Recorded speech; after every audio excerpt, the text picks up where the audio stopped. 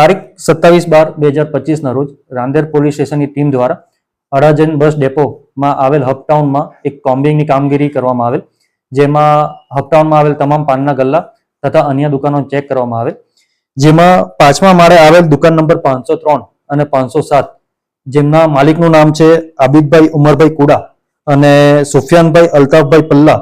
ની દુકાનને ચેક કરતા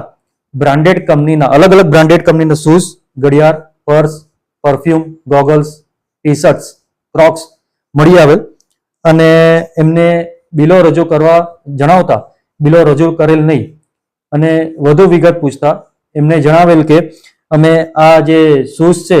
એને અમારી અલગ અલગ જે વેબસાઇટ્સ બનાવવામાં આવેલ છે, shoe escapes, classic bag, classy purse, classic kicks, સુગાઝમ, અર્બન ડ્યુટ, કિકબઝ અને ફેશન આઈના જેવી વેબસાઇટ અને ઇન્સ્ટાગ્રામ પેજ પર અમે આનું વેચાણ કરીએ છીએ. અને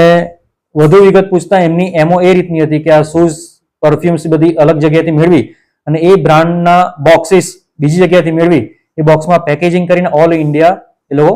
ડિલિવર કરતા હતા, જેમાં મુદ્દામાલ કુલ 1,20,300 નો કબજે કરવામાં આવેલ છે